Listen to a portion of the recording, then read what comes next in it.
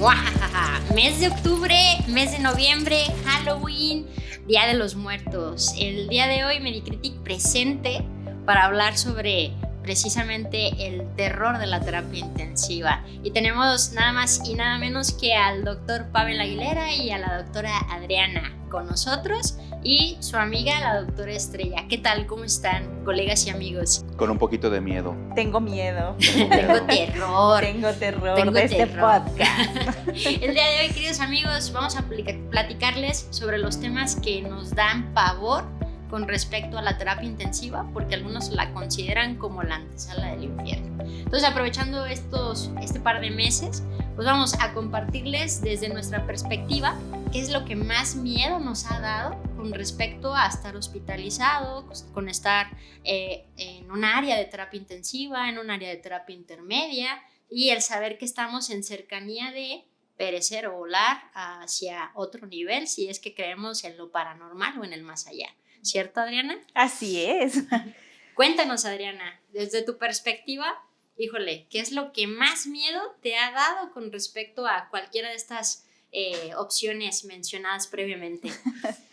Bueno, creo que algo que sí debería de dar mucho miedo es precisamente en alguna situación grave que tenga que estar en una terapia intensiva, que me pongan en un cubículo, que me pongan el aire acondicionado, que esté sola y que no le permitan a mi familia estar conmigo.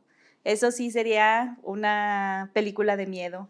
Para ti. Para mí. Ajá. ¿Y para ti, Pavel, qué es lo que Pues a mí me daría miedo de entrada ingresar a una terapia intensiva. Creo que todos somos los que estamos acá con ustedes, nos conocen, todos somos médicos intensivistas, que en el día a día estamos muy cercanos a pacientes que pueden perder la vida, pero realmente a mí me daría miedo algún día estar dentro de una unidad de cuidados intensivos o incluso que algún familiar me avisara que está dentro de la unidad de cuidados intensivos. Y eso que nosotros trabajamos en una unidad de cuidados intensivos, creo que es un lugar difícil, es un lugar hostil y que inmediatamente cuando nos enteramos de que alguien de nuestros familiares está en terapia intensiva, inmediatamente aparece el miedo y la incertidumbre, ¿no? La ansiedad. Claro. Creo que eso nadie debería vivirlo, pero eso es lo que a mí me generaría más miedo. Algún día caer a una terapia intensiva siendo intensivista, curiosamente. ¿Pero por qué? ¿Por las restricciones que hay en una terapia? Porque hemos visto que varía de terapia intensiva a terapia intensiva en toda la República Mexicana, ¿no? Es decir, hay terapias intensivas en las que definitivamente la familia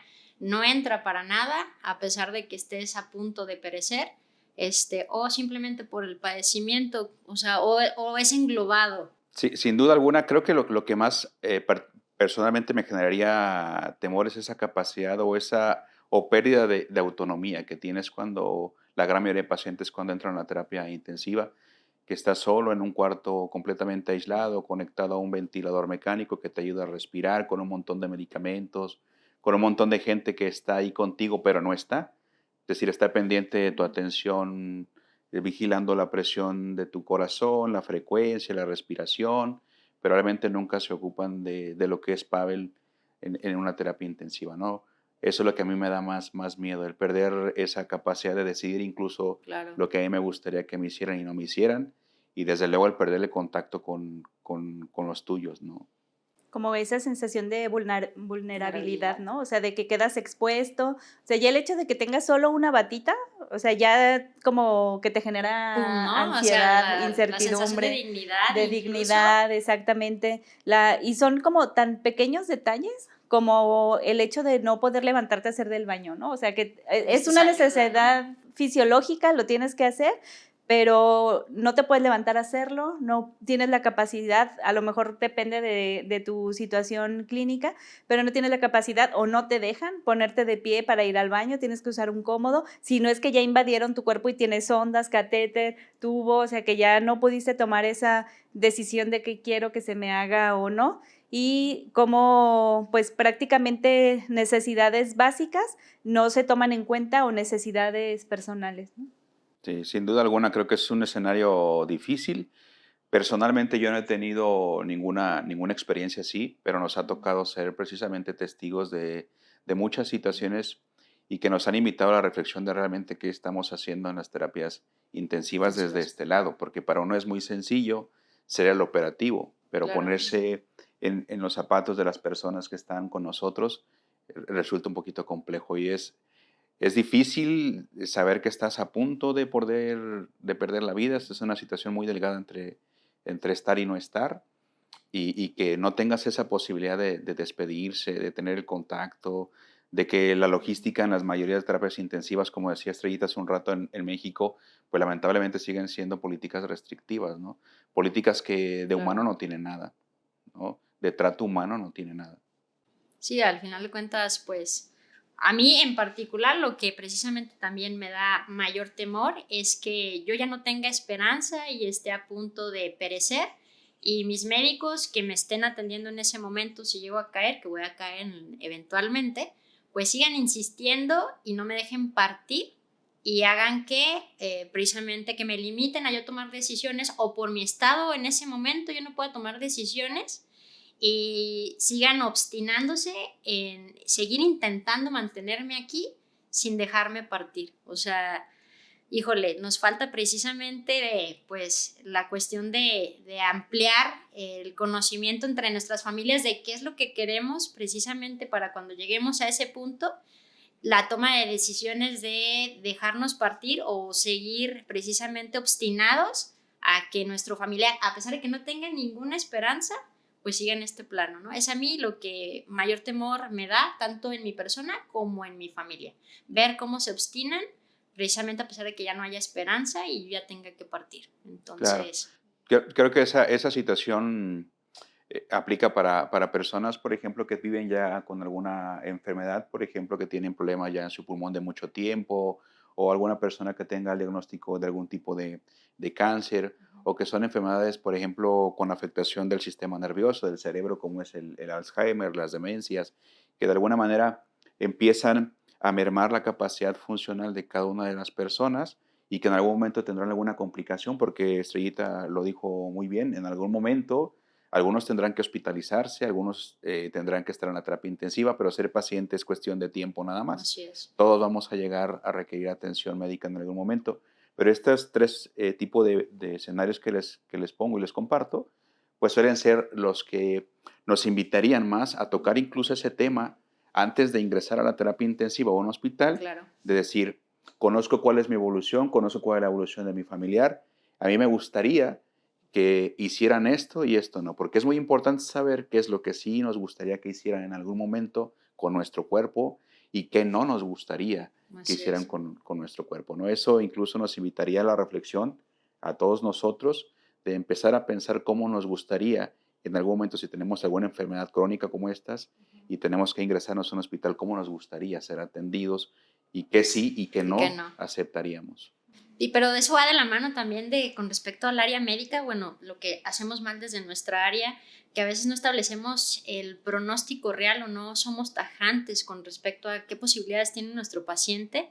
Y es ahí cuando la familia, bueno, ante el hecho de que nadie llega y les diga pues no hay esperanza, pues precisamente la familia pues confía plenamente en el área médica y decide precisamente soltar a su familiar y dejarnos en nuestras manos el hecho de que sigamos insistiendo, ¿no? Entonces, desde la perspectiva tuya, Adri, pues, ¿qué nos faltaría? O sea, sería tanto con respecto a la información entre paciente y familia y información médica, ¿no? Sí, la verdad es que es un tema bastante complejo. Siempre tenemos como ese tabú y eso que México somos una cultura donde ese Veneramos, ¿no? trascender no es un motivo de tristeza, sino puede ser un motivo de fiesta. Claro. Y que alguien no se va, sino que siempre va a estar. Sin embargo, en el momento de estar en una situación real de la familia, y ya mencionaba Pavel, estos escenarios donde de alguna forma, como diría Manny, ya tienen ese duelo anticipado y están trabajando la situación emocional, pero también hay unas situaciones en que creo que en especial es cuando más se hace como ese, pues, como abstinencia terapéutica. Ajá. En situaciones agudas, ¿no? A lo mejor una persona joven, 30, 40 años, que tuvo un accidente, un aneurisma y que en un día a otro cambias Sí. tu vida y que tienes que tomar una decisión de qué tanto quiero, qué no quiero, sabiendo que esa posibilidad más de que pueda fallecer está presente, pues son situaciones en las que son muy difíciles de tomar la decisión, porque es aquí no tuviste ese tiempo de pensar, de hacer quizá una voluntad anticipada, la familia se va a aferrar a hacer lo posible, porque obviamente creemos en ese milagro, que esa cosa pueda suceder, y creo que aquí es donde más podemos caer en esa situación donde inclusive nosotros nos cuesta soltar esos pacientes, Claro. de decir, no, o sea, le vamos esto y vamos a intentar esto, ahora vamos a ofrecerle esto, y sabiendo que a lo mejor la parte final va a ser la misma, o en caso de este paciente que pueda sobrevivir en esa fase aguda, las secuelas que va a tener el paciente. Entonces, ahí creo que es parte de lo que también me podría dar terror, Sí. no insomnio y no tener como ese miedo de si yo llego en una situación así, ¿qué es lo que quiero? O sea, realmente que se siga haciendo todo esto o que ya de alguna forma se limite porque no quiero quedar en una situación donde ya ni siquiera pueda expresar, no pueda comer, no pueda hacer las cosas que yo hacía previamente. Creo que es muy complejo, es muy difícil de tomar la decisión. Es una verdadera historia de terror para la familia e inclusive para nosotros que estamos de este lado para poder tomar las decisiones. Creo que ahí es muy complejo de tomar. Claro. Y la segunda parte de estas historias de terror es cuando se ha tomado una decisión, ¿no? En escenarios complejos, como las personas que llegan con nosotros con un problema cerebral, que han tenido daño en su cerebro y que, bueno, hemos hecho todo el esfuerzo intentando la recuperación plena. Y lamentablemente es que a pesar del esfuerzo que nosotros hagamos y de contar con toda la tecnología, pues sigue habiendo, y es importante que también nuestros espectadores lo sepan, que evidentemente hay ocasiones en que no se logran los resultados o las expectativas que nosotros tenemos, ¿no?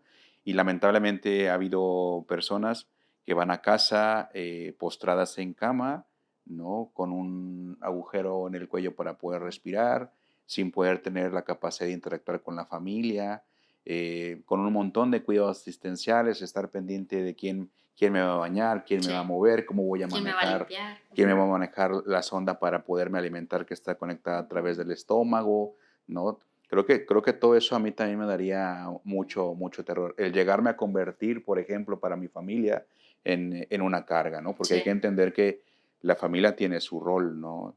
Mi papá tiene su rol, mi mamá, todo el mundo tiene sus actividades y que de repente digan, bueno, va Pavel ya a casa en estas condiciones. Y es un impacto tremendo para la familia y eso es de dar miedo. Sí, bastante miedo.